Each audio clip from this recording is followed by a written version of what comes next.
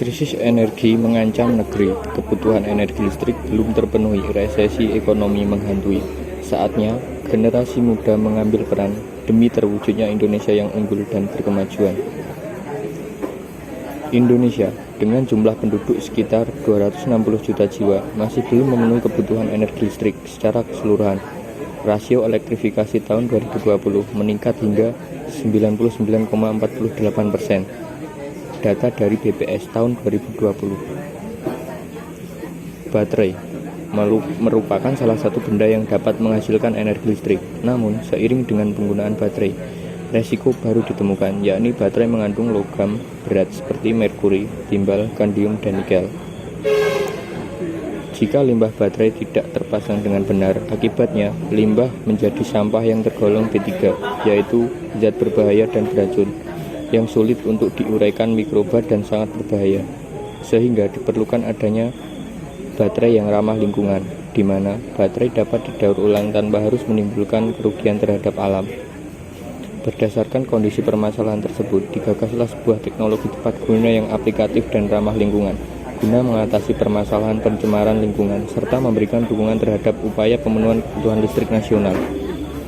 Kami mengambil gagasan recycle sampah organik menjadi biobaterai dengan tema inovasi energi terbarukan yang ramah lingkungan melalui pemanfaatan limbah sampah organik menjadi biobaterai dalam upaya menunjang program G20 menuju Indonesia Emas tahun 2045. Assalamualaikum warahmatullahi wabarakatuh. Sebelumnya, perkenalkan kami dari tim mesin ceria Universitas Tidar yang beranggotakan Binazir Yulfanaan, Muhammad Husni Mubarok, dan Tosa Susilo. Rumusan masalah yang kami ambil yaitu bagaimana cara untuk mengurangi limbah kimia dari baterai yang berbahaya bagi lingkungan, bagaimana cara untuk memanfaatkan limbah organik buah dan sayur menjadi biobaterai yang ramah lingkungan. Tujuan dari penelitian yang kami lakukan yaitu untuk mengetahui cara untuk membuat biobaterai menggunakan limbah organik yang ramah lingkungan sebagai upaya untuk mengurai limbah kimia dari baterai yang berbahaya bagi lingkungan. Mengetahui buah dan sayur yang dapat digunakan sebagai bahan biobaterai, dan juga mengetahui cara untuk memanfaatkan limbah organik buah dan sayur. Manfaat dari penelitian yang kami lakukan ini adalah untuk mengetahui kandungan pada limbah organik, serta untuk menemukan sumber energi listrik yang ramah lingkungan sebagai pengganti sumber energi listrik yang tidak ramah lingkungan, serta untuk memanfaatkan limbah organik secara optimal. Pembahasan pertama yaitu mengenai landasan teori. Pertama adalah sampah organik. Menurut Kusno Putranto, dalam bukunya menyatakan bahwa sampah adalah suatu bahan atau benda padat yang terjadi karena berhubungan dengan aktivitas manusia yang tidak dipakai lagi, tidak disenangi, dan dibuang dengan cara-cara saniter, kecuali buangan yang berasal dari tubuh manusia. Kemudian, energi listrik. Energi listrik adalah energi utama yang dibutuhkan bagi peralatan listrik. Energi listrik disebabkan oleh mengalirnya muatan listrik dari sebuah rangkaian. Dalam energi listrik, arah muatan negatif atau elektron berlawanan dengan arah muatan positif atau proton. Hal ini dikutip dari buku Yuningsih tahun 2019. Kemudian biobaterai.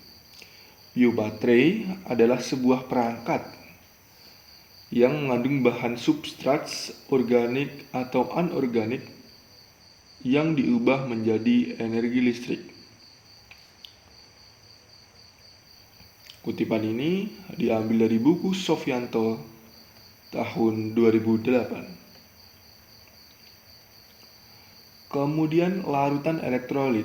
Larutan elektrolit adalah senyawa yang berikatan ion dan kovalen polar. Larutan ini dibagi menjadi dua, yaitu larutan elektronik lemah yang hanya sedikit menghantarkan arus listrik dan larutan elektronik kuat yang dapat menghantarkan arus listrik dalam jumlah yang banyak.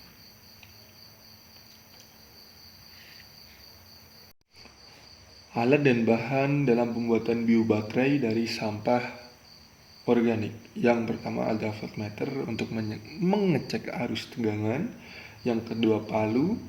Yang ketiga sampah organik. Selanjutnya baterai bekas, saringan, garam, lempeng seng, pisau, lempeng tembaga, LED, dan yang terakhir adalah gunting kuku. Kemudian proses dari pembuatan biobaterai adalah yang pertama dengan cara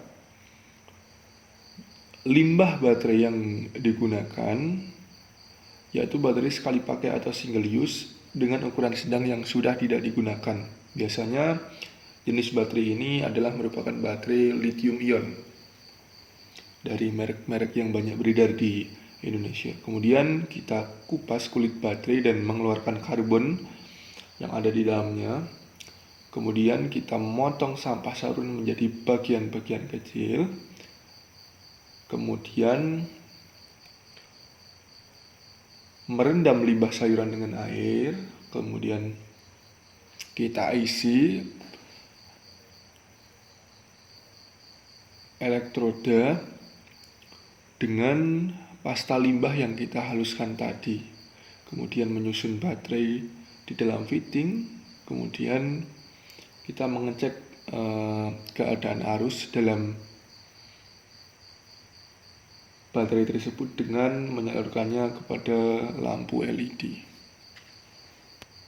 Baik, untuk bab selanjutnya yaitu analisis dan simpulan, di mana hasil yang kami peroleh setiap 2 gram sampah organik ditambah 0,5 gram garam akan menghasilkan 4,68 volt, 0,44 miliampere, dan 2,0592 watt.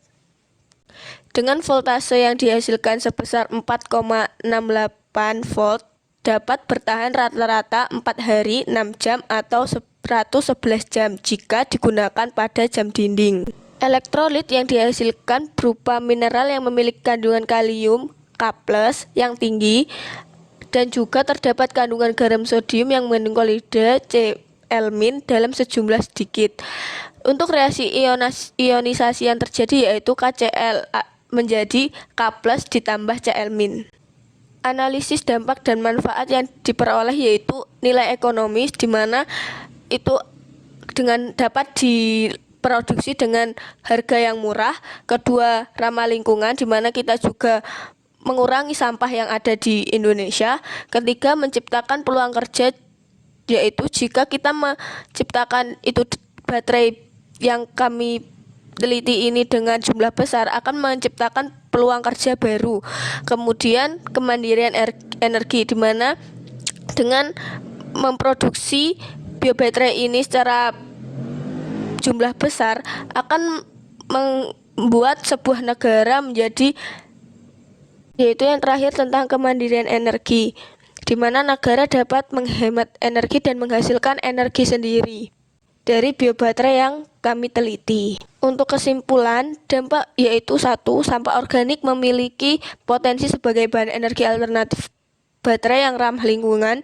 2. Yaitu sampah organik dapat menghantarkan arus listrik sebesar 4,68 volt sehingga dapat digunakan untuk menggantikan elektrolit pada baterai komersial yang berpotensi sebagai pembuatan biobaterai.